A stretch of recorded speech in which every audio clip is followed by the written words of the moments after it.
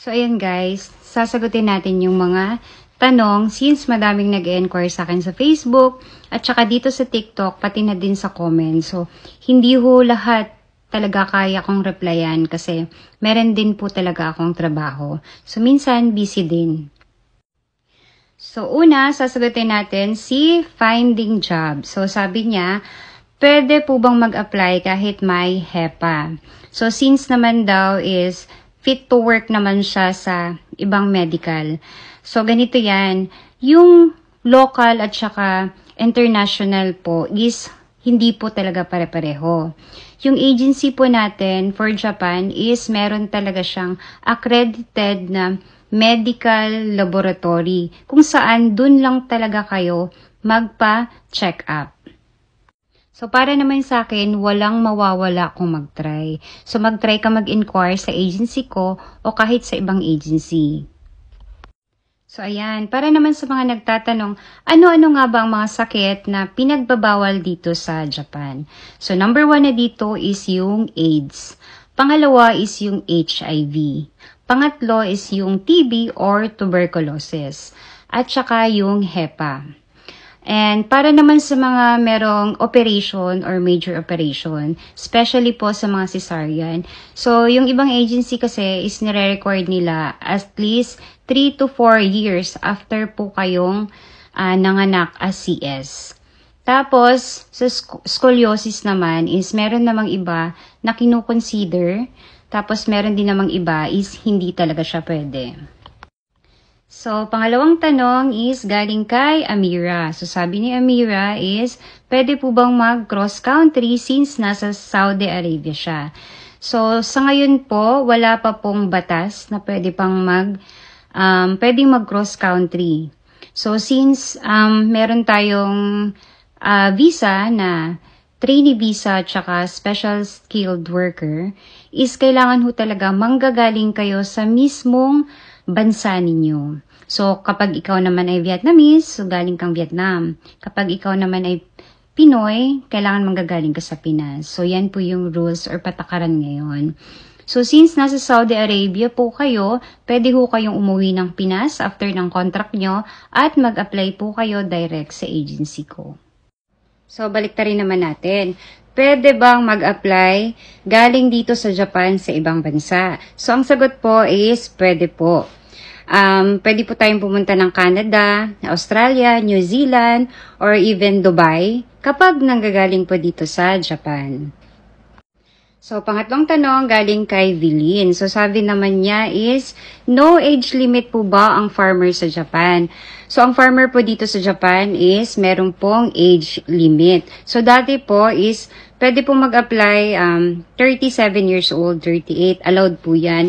So, since 2022 or 2021, if hindi ako nagkakamali, binago po nila yung rules na yon. So, ngayon po, mostly sa lahat ng mga agencies, nare-required po ang edad na at least 30 years old and below.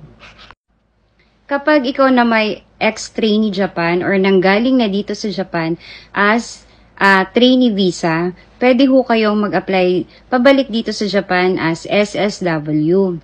So, kung ikaw naman ay 38 years old or even 40 years old, pwede ho kayong makabalik dito sa Japan. So, next na tanong is galing kay Christine Jean. So, ang tanong niya is, pwede bang walang vaccine? So, yes po. Dati po talaga, even kahit may corona, hindi ho talaga lahat vaccinated. Bakit? Kasi po, may mga relihiyon po talaga na pumasok dito sa Japan na hindi ho talaga allowed sa kanila ang vaccinated. Kaya may mga agency po na nag-a-allowed sa kanila na makapasok dito sa Japan. So, next na tanong is galing kay May. So, sabi niya, paano po kapag hindi high school graduate? So, lagi ko hong sinasabi sa inyo na dito ho sa Japan is hindi ho talaga sila nagbe-base sa educational background or educational status mo. So, ang requirements po talaga nila dito is at least high school graduate. So, kapag hindi ka po high school graduate, is kumuha ka po ng certificate sa ALS. Meron po silang 6 months na schooling. At least, mabigyan ka ng certificate na nakapagtapos ka ng high school. So, yun po, pwede nyong gamitin. So, next is galing kay Mi Amor, Mi Veda. So, ang question niya is, ano pong agency at ano po yung location sa Manila? So, yung agency ko po is etong Premium Quality Work Solution. So, pwede nyo po siyang i-search sa Facebook at pwede ko kayong mag-inquire sa kanila direct. At para naman po sa mga malalayo, meron po silang email. Ito, job.premium23@gmail.com. So, pwede ho kayong mag-submit ng resume sa email na yan at certificate kung anong meron kayo. So, next na tanong is galing kay Norian. So, yung question niya is, hiring ba ang agency? Yes po, marami pong job offer na ino-offer po si Premium Quality Work Solution. Hindi na ho mawawala ang welder, ang construction, ang ironworks, at especially po ang agriculture. So, farmer, always po nag-hiring ang premium ng mga farmer. So, pwede nyo hong bisitahin yung page mismo, ang Premium Quality Work Solution. I-follow nyo po sila at makikita nyo po lahat ng offer nila. So, ang last na tanong is ang how to apply Japan. So, ang how to apply Japan is napakadali lang po kapag decided at buo yung loob nyo na mag-abroad. Dahil po ang pag-a-apply abroad ay hindi ho talaga basta-basta, especially po dito sa Japan. So, ang una-una nyong gagawin, kung meron na kayong passport, is maghanap po ng legit na agency. So, yung legit na agency po is matatagpuan natin yan sa poea.gov.ph. So, andun po lahat ng mga list ng agency na merong job offer sa Japan.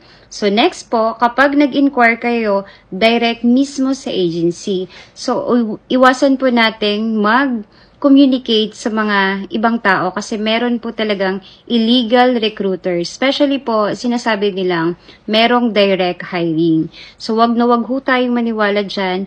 Mas better ho talaga na mag-direct tayo mismo sa agency.